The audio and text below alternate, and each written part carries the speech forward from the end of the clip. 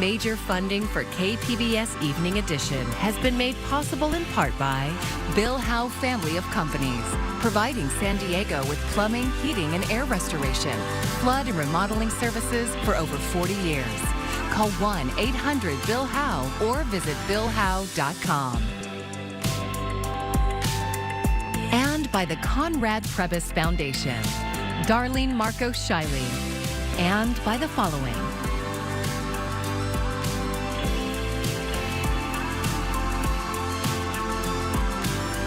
And by viewers like you. Thank you.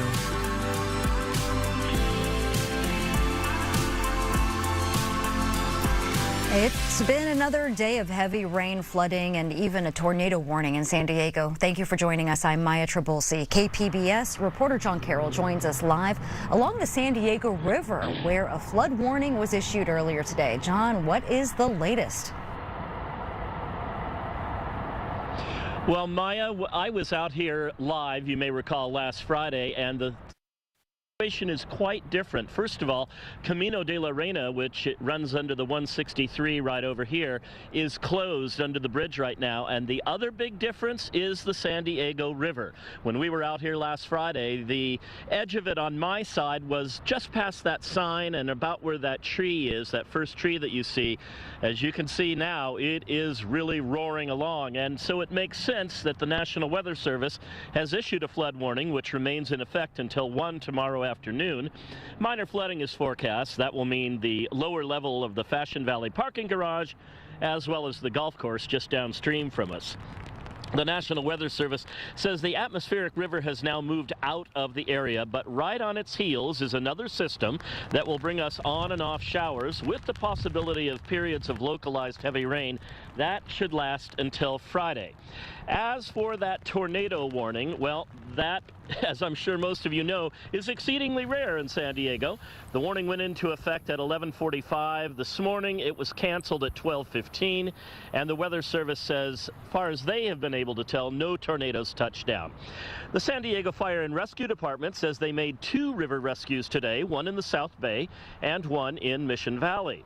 At a news conference earlier today, San Diego Fire Rescue Chief Colin Stoll said everyone can help the situation this evening by staying inside, not traveling unless it's absolutely necessary. We ask everyone, we know that we've got more storm activity coming in this afternoon and this evening. We ask that you continue to limit your activities out there, stay off the roads. Everything you've done so far has really helped us being able to respond to the emergencies that we have had and really reduce those numbers. Now, most fortuitously, while we were standing out here, this was about 20 minutes ago, Alex Tardy from the National Weather Service happened by, so I have the most up-to-date information for you on the status of the river. It is now running at 10.8 feet. It floods above 8, and Alex told me that they're expecting it to get to about 11, so it won't get too much bigger than that, what you see. Now, the future, we all want to know about that. This rain should be out of here by Friday, and then sunshiny weather returning for the weekend with temperatures slowly climbing back up to normal. We should be there by about midweek, and I know we'll all be happy about that. Live in Mission Valley, John Carroll, KPBS News. Border Patrol agents say a person died in today's rain trying to cross the Tijuana River into the U.S. Rescue crews recovered a body floating in the water around 1:30 this morning. Nina Douglas has been passing out food to migrants since April, and she says she's hopeful the local, state, and federal government will do more to help those waiting to be processed. I know what it's like to be in the rain. I don't know what it's like to be in the rain after leaving my family and my home because of violence and then carrying that trauma with me as I try to survive to get here. An hour after the body was recovered, crews rescued 2 people stuck on the San Diego River bank. As the rain continues, some local families displaced by flooding and storm damage are getting help with temporary housing. KPBS reporter Melissa May tells us about the donors behind this aid program and how it's helping. The San Diego Foundation is helping San Diego flood victims with the more than $800,000 it's raised from private donors and philanthropic organizations. Frankly, I don't know if without their support, if we would be in the position that we're in right now, where we at least know that people are safe and have at least been housed temporarily in safe places, if not for the nonprofits. The San Diego Housing Commission is using some of that money to get displaced families into hotel rooms, including Jackie Jo Lopez and one of her pups, Paquito. Flooding on January 22nd damaged Lopez's home and flower business. But I have a roof, I have a bed, and my computer, which is not working, but I'm using the phone. I'm doing everything I can. Lopez has been staying at the Extended Stay America in Mission Valley for the last 5 days. Under the program, her room will be paid for 28 days.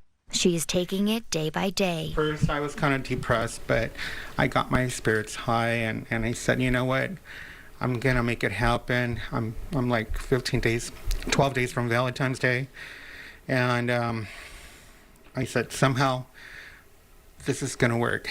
And I'm back like 1980s doing paperwork manually because I don't have a computer to run my business because they all got water damage. Along with temporary housing assistance, the foundation is distributing funding to nonprofits that are providing critical services to flood victims. Some transportation support, helping folks with clothing, meals, helping organizations clean some of these houses that have sustained a lot of damage. The San Diego Housing Commission has helped over 250 households, including 117 referrals to hotels, 35 placed in emergency shelters, and connected 98 households to other resources. If you have been affected by the flooding or the recent rain, the Housing Commission is offering housing assistance at the Local Assistance Center and the Mountain View Community Recreation Center and the Jackie Robinson YMCA.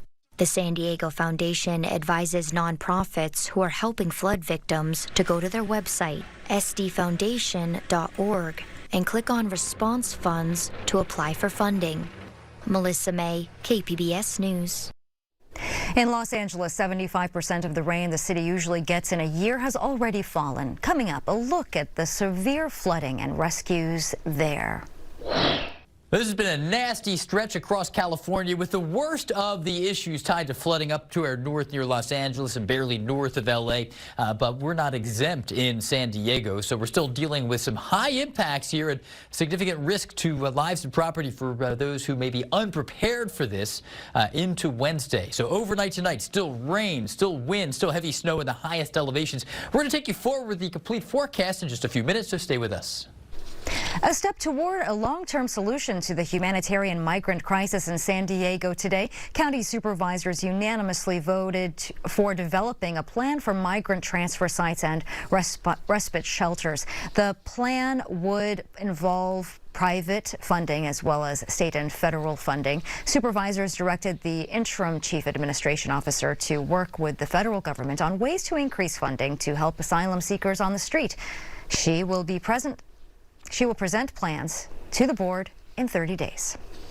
Restoring the public's trust in government has become a key issue in the Chula Vista City Attorney election. KPBS reporter Gustavo Solis spoke with the candidates about why this issue has become so important. Last year, federal prosecutors charged Chula Vista Councilmember Andrea Cardenas with fraud. And now this year, candidates for the city attorney election say that those charges cast a dark cloud over Chula Vista's entire political system. They're prioritizing transparency and accountability. Currently, the biggest issue is that people are just sick and tired of the political corruption in the South Bay. That's Bart Meisfeld. He spent 20 years working in the Chula Vista City Attorney's office and even served as city attorney between 2018 and 2020. He wants to make local government more accessible to the public. The city attorney oversees a team of lawyers who provide legal advice on a variety of issues facing Chula Vista. The office reviews contracts, helps respond to public records requests, and even represents the city in lawsuits. Marco Verdugo currently serves as deputy city attorney in Coronado and Solana Beach. He has an anti-corruption plan that would allow the city council to suspend any member facing felony fraud charges. I think right now, the trust between our city leaders and our residents isn't there. And so the job of the city attorney is really to bring back that trust. Both candidates also listed public safety as another top priority. Mail-in ballots have already been distributed. The primary election is March 5th. Gustavo Solis, KPBS News. The KPBS Voter Hub is back. That's where you'll find explainers on local races and Q&As from candidates to help you make an informed decision. Just go to kpbs.org/election. I'm Jeff Bennett. Tonight on the NewsHour, former President Trump's claim of presidential immunity is rejected, putting the matter on track to the U.S. Supreme Court. That's at 7 after Evening Edition on KPBS. A San Diego Navy SEAL is under investigation, accused of having ties with extremists. KPBS military reporter Andrew Dyer has more on what the SEAL is accused of and the latest in the Navy's investigation. It's probably one of the best views in the whole place is right up on top of the hill. Judy Bailey Savage drives her side-by-side ATV along the fence of her ranch in Temecula. There's Big Bear over there. That's the other range. There's Lake Skinner. Atop a hill overlooking Temecula's wine country, Savage points out the expanse of Savage Ranch. The Savage Ranch goes from back here all the way up past there and the lot in front of it. So it's fairly large. She says because the ranch serves as a refuge for queer people, she's been threatened. In the spring of 2023, the Temecula Valley School Board rejected the state social studies curriculum over its material covering gay rights. The moves mobilized LGBTQ activists as well as those on the far right. Among those, active duty Navy SEAL Bryce Henson, who began traveling up and down Southern California speaking at school boards and city councils against critical race theory and LGBTQ issues. Henson often attended rallies and meetings alongside members of the Proud Boys and other extremist groups. In November, the Navy launched an investigation into him. But Savage says she told the Navy about Henson months earlier, after he allegedly threatened her during a late-night phone call. And I asked him, why are you stalking me? Why are you calling me, stalking me? After he came unhinged like the second time. And he goes, well, I've already surveilled your property. Savage isn't the only activist who says Henson's threatened them. Last month, Henson sent a video of himself in his Navy uniform shooting guns to an Instagram account called the Charty Bee. The owner of the account says she took it as a threat and spoke to us on condition of anonymity. It's scary having somebody send you threatening messages when they've been trained by the U.S. military to be a killing machine. Felt very threatening. To me, it's clearly threatening. He said, share with your friends was his message with it. And he had sent me other messages before saying, show your face. Bishop Garrison is a senior fellow with the National Security Institute at George Mason Law School. He led the Pentagon's working group that helped craft new rules on extremism in the military. While he didn't comment specifically on Henson, he says it's important for the Pentagon to investigate allegations of extremism among the ranks. This activity has a direct outsized impact. Not only can you deteriorate unit cohesion, not only can you disrupt the good order and discipline of units, people get hurt. He says policy on extremist behavior is written broadly. For more to be done, other action is needed. What we need is for elected officials, particularly members of Congress, to stand up and make some very specific laws and rules around what our expectations of this type of behavior really truly should be. Back at Savage Ranch, another Temecula activist, Pastor Rachel Dennis, says Henson and his thousands of followers have people in the LGBTQ community scared. We see that extremism and the language on his Instagram, which can then produce the violence in some people, and so sometimes, we're sitting out here scared, honestly. In an emailed statement, Henson didn't comment on the allegations. Instead, he writes that he's a father who's being smeared. The Navy classifies Henson's investigation as administrative and says it won't comment on any action it takes. A Navy official with knowledge of the case says the investigation into the SEAL found he didn't violate the Pentagon's extremism rules, but did find he'd engaged in threatening behavior. The official says Henson could receive minor punishment, but could also face more serious repercussions, such as being kicked out of the SEALs or the Navy altogether. Andrew Dyer, KPBS News. Safety in the skies was front and center on Capitol Hill today. The head of the Federal Aviation Administration gave his first congressional testimony since his swearing in last October. It was also his first time facing lawmakers since an incident involving an Alaska Airlines Boeing jet last month. Karen Kafa has the latest. There were a lot of questions about that Boeing 737 MAX 9 jet that saw a door plug fly off in midair and federal oversight of aircraft production. And with post-pandemic passenger volume booming, lawmakers had questions about safety and staffing. Federal Aviation Administration Administrator Michael Whitaker before a House subcommittee to take questions about safety in the skies for the first time since his Senate confirmation in October. The safety of the flying public is our mission. Lawmakers with particular scrutiny around the January 5th incident aboard an Alaska Airlines flight where a door plug flew off a Boeing aircraft in midair. Make no mistake, this was a close call, too close. That prompted the FAA to ground all similar aircraft, the Boeing 737 MAX 9, and announce changes to FAA oversight of commercial aircraft production. We now have 20 inspectors on the ground in Boeing engaging with the employees in every phase of the manufacturing process. Also addressed the ongoing shortage of air traffic controllers. Increasing our controller ranks will help mitigate risks associated with controller fatigue. And possible expansion of controller training programs within colleges and universities to boost the ranks. Do you see new programs opening up as a result of your efforts? I'd like to see that. It hasn't been our initial focus. We're trying to work with the schools that are already sort of set into that space, but I don't see any reason why other schools, particularly those with a technical bent, can't have this program as well. Whitaker also said he plans to meet Wednesday with airline leaders to discuss safety trends. Meanwhile, the National Transportation Safety Board on Tuesday issued its preliminary report on the Alaska Airlines Boeing incident. The NTSB said that evidence indicates that 4 bolts that hold the door plug in place were missing at the time of that blowout. The report corroborating reports by Alaska Airlines and United, which also flies the MAX 9, that inspections of their fleets also revealed loose bolts. In Washington, I'm Karen Kafa.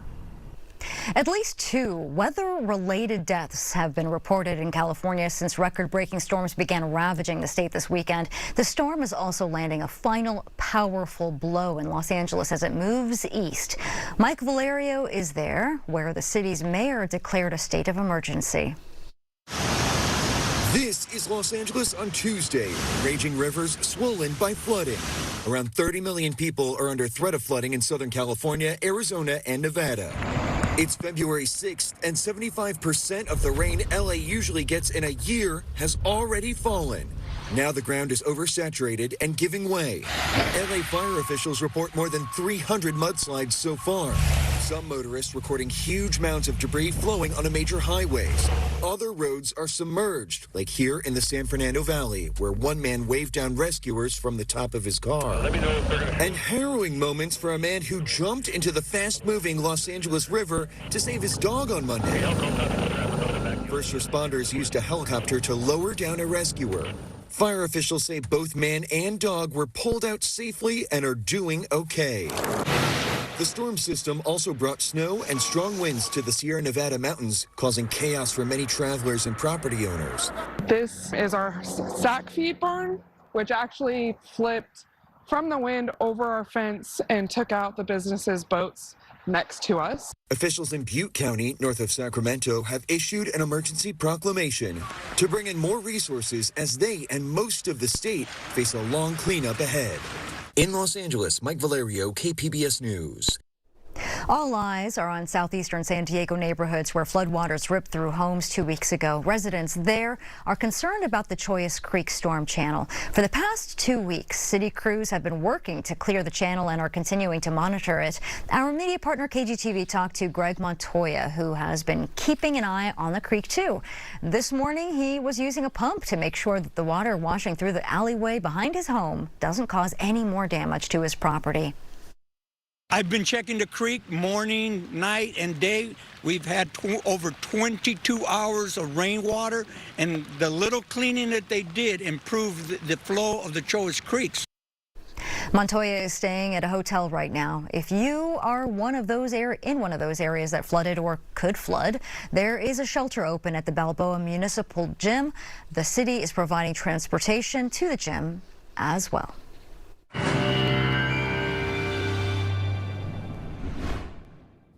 Well, we've had some really high impact weather here in California over the past few days. Past 3 days have been very challenging to our north, and locally the flood threat will persist. There will be another somewhat less intense storm system that dives in Wednesday night into Thursday, bringing another burst of rain and some mountain snow all the way down into San Diego County here. And we'll get a welcome break, an overdue break beginning this weekend that will carry us into next week. But in the meantime, there are flood watches to our north and flood warnings in effect here into San Diego County. And also you head east up into the mountains and we're dealing with some snow, winter weather advisories, winter storm warnings in many areas. And let's look at some of these reports. Now, the worst of this has been to our north with 13 to 16 plus inches of rain. A lot of the absolute hardest, and this has been good news for water supply across the Golden State. Now, there's a lot of bad news tied to this storm, but the snow has generally been good news. Mammoth Mountain, 46 inches of snow so far. Homewood Ski reporting 42 inches. Kirkwood reporting 32 inches. And down here into far Southern California, Mountain High posting 24 inches of snow so far. So tonight, more rain out there, 51 degrees for your low.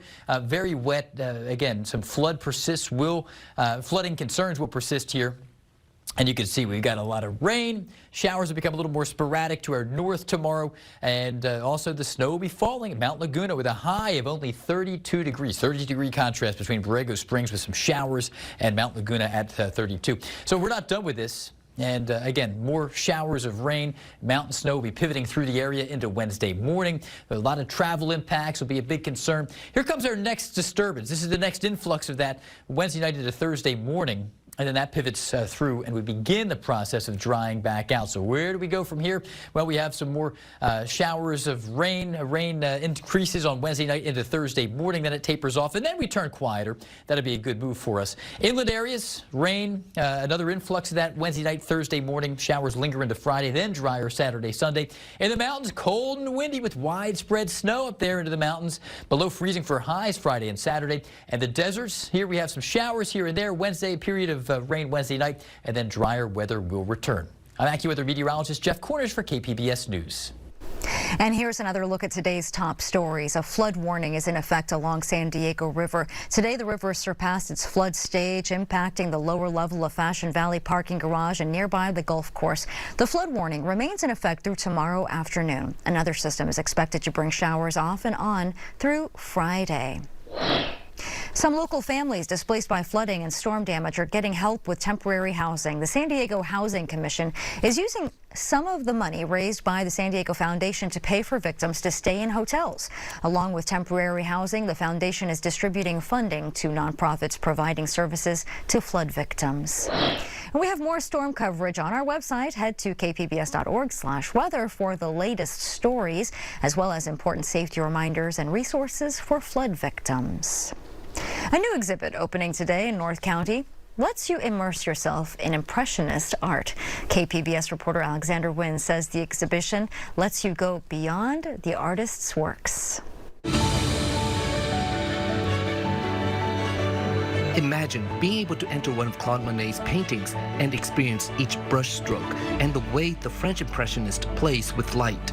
That's what Beyond Monet at the Del Mar Fairgrounds is about. Fanny Curtaw is the exhibit's art historian and consultant. She says in addition to setting foot into the paintings, there is original music that gets you into the artist's world. So it's really something that's actually quite hard to describe because you have to be in the space to feel it, to feel everything sway around you, move around you. The music supports everything. It's all encompassing and it's truly a dreamlike experience. This is the West Coast premiere of Beyond Monet. And it's not the first time Paquin Entertainment, the producers of Beyond Monet, brought an immersive art experience to the public. In 2020, the group used what it says is cutting-edge projection technology to bring Beyond Van Gogh to life as another way for people to experience art. We were in the midst of the pandemic, and here's an artist who sees beauty in his own bedroom and who sees beauty and wonder in his own backyard. It was really about showcasing all the value of lessons like that in crisis and out of crisis. She says the exhibit uses technology to let 21st century audiences relate to a 19th century artist. As impressive and immersive as the experience is, Kurta says it will never replace a museum experience, but it is a good introduction to the works because you don't need to know anything about Monet or Van Gogh to experience it. It's great for an introduction to art. It's fantastic when you see kids inside devices like this because they run around after the brush strokes, they twirl. Audiences can see both exhibits, which feature more than 300 of Van Gogh and Monet's works at the Del Mar Fairgrounds until April 4th. Alexander Nguyen, KPBS News. And here's a look at what we're working on for tomorrow in the KPBS newsroom. NPR's Morning Edition is discussing the division on Capitol Hill over how to address migration issues at the southern border. And KPBS Midday Edition has an overview of the top races to watch in the upcoming March primary election. And you can find tonight's stories on our website, kpbs.org. Thanks for joining us. I'm Maya Trabulsi. Good night. Major funding for KPBS Evening Edition has been made possible in part by Bill Howe Family of Companies, providing San Diego with plumbing, heating, and air restoration, flood and remodeling services for over 40 years. Call 1-800-BILL-HOWE or visit billhowe.com. And by the Conrad Prebys Foundation, Darlene Marcos Shiley, and by the following.